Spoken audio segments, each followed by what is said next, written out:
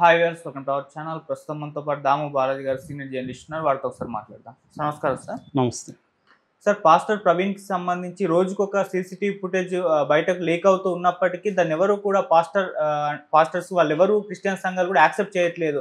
ఆయన చంపేసి ఒక డూప్తో ఇవన్నీ క్రియేట్ చేశారని చెప్పేసి ఆరోపిస్తూనే వస్తున్నారు సార్. అయితే ఈ నేపథ్యంలో వాళ్ళు హోమ్ మినిస్టర్ అనితా వంగలపూడి గారిని కూడా కలవడం జరిగింది. అసలు ఏం జరుగుతుంది పాస్టర్ ప్రవీణ్ గారి విషయంలో? అన్ని సీసీటీవీ ఫుటేజ్లు రోజుకోటి లీక్ అవుతున్నా వాటిని ఎందుకు ఈ క్రిస్టియన్ సంఘాలు పాస్టర్స్ యాక్సెప్ట్ చేయట్లేదు? మరి ఎటువైపు వెళ్తుంది? మీరేం చెప్తారు సార్ దీనికి సంబంధించి? నిన్న ఆంధ్రప్రదేశ్ రాష్ట్ర పాస్టర్స్ అసోసియేషన్ వాళ్ళు హోంమంత్రి అనితను కలిశారు. దాదాపు గంట సేపు ఆమెతో సమావేశమయ్యారు. చాలా డీటెయిల్గా వీళ్ళ కన్సర్న్స్ ఏమున్నాయి, వీళ్ళ డిమాండ్స్ ఏమున్నాయని ఆమెతో మాట్లాడారు. ఆమె కూడా డీటెయిల్గా విని ఇది ఖచ్చితంగా మేము తేలుస్తాము, దీన్ని ఆల్రెడీ పోలీసులు విచారణ చేస్తున్నారు, చంద్రబాబు కూడా మానిటర్ చేస్తున్నారు అనేది ఆమె ఇచ్చింది.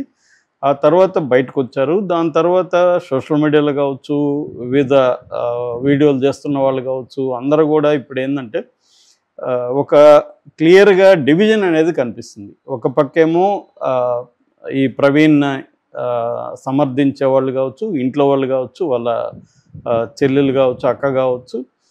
మరోవైపు తెలుగుదేశం మీడియా, ప్రధానంగా తెలుగుదేశం మీడియా అంటే తెలుగుదేశం నాయకులు దీని మీద పెద్దగా మాట్లాడట్లేదు, కానీ Telugu Desam main stream media and social media ఇద్దరు కూడా గత కొన్ని రోజుల నుంచి ఇతను పచ్చి తాగుబోతూ, ఇతను భయంకరంగా ఇది కొన్నాడు, మందు కొన్నాడు అని ఎస్టాబ్లిష్ చేయడానికి సీసీటీవీ ఫుటేజీల్ని తీసుకొని విపరీతంగా బ్రేకింగ్ వేస్తున్నట్టుగా మనకు అర్థమవుతుంది. అంటే ఈ రెండు వెర్షన్స్ ఉన్నాయి. ఒకటేమో ఇతను తాగుతూ డ్రైవ్ చేశాడు, అసలు అంత దూరం పోవడమే గ్రేట్ ఇతను అని ఎస్టాబ్లిష్ చేసే విధంగా తెలుగుదేశం ఛానల్స్, తెలుగుదేశం మీడియా పెద్ద ఎత్తున చేస్తున్నట్టుగా కనబడుతుంది. రెండో వైపు వీళ్ళు చేసే కొద్దీ అనుమానాలు ఇంకా వీళ్ళకి పెరుగుతూనే ఉన్నాయి. వీళ్ళు ఎందుకు ఇంత పెద్ద ఎత్తున చేస్తున్నారు? అసలు ఈ ఫుటేజ్ మేము పోలీసులు ఇవ్వలేదని ఒక పక్క అంటే, పోలీసులు ఇవ్వకుండా ఒకేసారి ఇన్ని ఛానల్స్కి ఒకే సీసీటీవీ ఫుటేజ్ ఎట్టొస్తుంది? నిన్న కూడా చూసాం. నిన్న చూస్తే ఎల్బీ నగర్ దగ్గర ఉన్న సవేరా వైన్స్లో 12:24 ఇతను వెళ్ళి 2 బడ్వైజర్ బీర్ టిన్లు, తర్వాత 2 బకార్డీ చిన్న ఇవి రమ్ము అండ్ ఒక జిన్, 2 జిన్ ఇవి అనమాట, జైసల్మార్ అంటారు బ్రాండ్, జైసల్మార్కి సంబంధించిన 2 జిన్ పెట్ బాటిల్స్, ఈ 4 పెట్ బాటిల్స్ ప్లస్ 2 బీర్లు, టిన్ బీర్లు 950 రూపాయలకి కొన్నాడని వాళ్ళు ఇది కూడా పెట్టి వేశారు స్క్రీన్ షాట్. సో అక్కడి నుంచి ఒక పత్రిక ఏం రాస్తుంది, తెలుగుదేశం పత్రిక 7 చోట్ల కొన్నాడని రాస్తుంది ఒక పత్రిక. నేను ఇందాక చదివా, 7 చోట్ల ఇతను కొన్నాడు, తాగుతూనే వెళ్ళాడు. అంటే ఎంత తాగుపోతైనా 7 చోట్ల కొని ఒకే తాగుతాడా అనేది, తాగితే అసలు నడపగలడా బండి అనేది ఒక విచిత్రం. సరే, ఇప్పుడంటే హైదరాబాద్లో కొన్నాడు, 2 బీర్లు అవి కొన్నాడు. మరి అతను కాక్టైల్ తయారు చేసుకున్నాడా అని తెలీదు.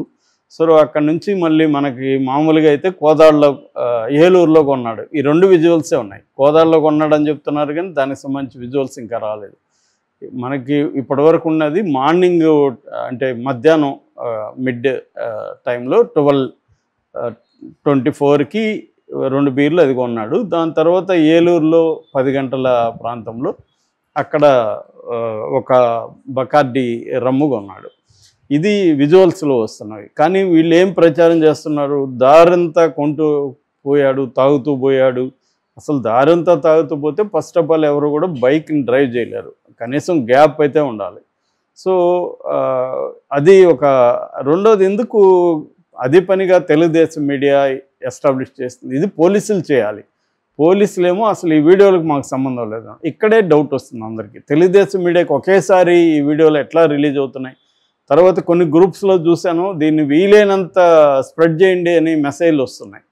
ఎందుకు తెలుగుదేశం వాళ్ళు ఇలాగ స్ప్రెడ్ చేస్తున్నారు అంటే, ఇక్కడ ఏంటంటే ప్రతిదీ ఆంధ్రప్రదేశ్లో రాజకీయమే కాబట్టి ప్రవీణ్ మరణం కూడా రాజకీయంగా మారిపోయింది.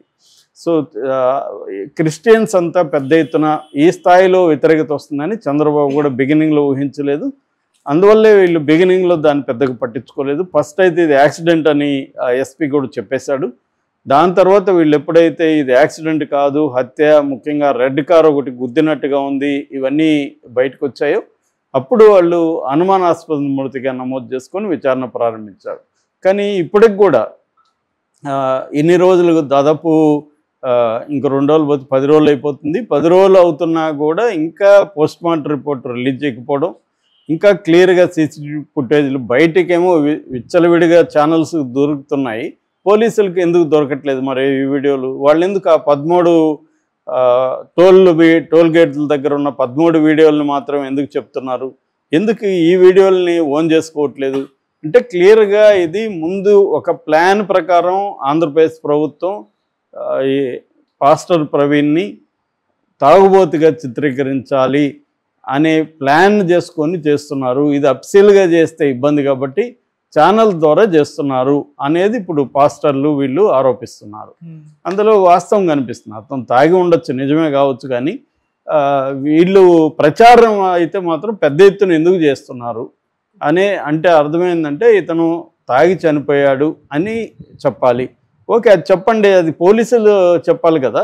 అఫ్సల్గా పోలీసులు చెప్తే అది ఓకే, కానీ ఎందుకు పోలీసులు ఏమో మౌనంగా ఉంటున్నారు? పోలీసులు ఇవ్వకపోతే వీళ్ళ దగ్గరికి ఒకేసారి ఎట్లా వస్తుంది? అంటే దీని వెనుక తెలుగుదేశం పార్టీ యంత్రాంగం రంగంలోకి దిగి తెలుగుదేశం మీడియాని రంగంలోకి దించి వాళ్ళే ఈ వీడియోని కలెక్ట్ చేసి అందరికి ఇచ్చి మీరందరూ దీన్ని పెద్ద ఎత్తున ప్రచారం చేయండి అని చెప్తున్నట్టుగా మనకు అర్థమవుతుంది.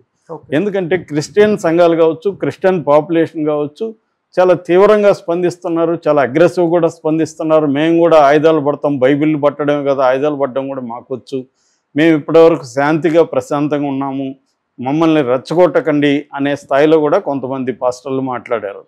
సో ఇది ఒక రకంగా వైసీపీకి ఉపయోగపడే అంశంగా మారిపోయింది. వైసీపీ సోషల్ మీడియా కూడా దీంట్లో కొంతవరకు రోల్ ఉంది, కానీ వాళ్ళకంటే కూడా పాస్టర్లు, క్రిస్టియన్ సంఘాలు, తర్వాత దళిత సంఘాలు వీళ్ళందరూ కూడా పెద్ద ఎత్తున దీంట్లోకి దిగినట్టుగా కనిపిస్తుంది. సో ఇది ఊహించలేదు తెలుగుదేశం కూటమి ప్రభుత్వం.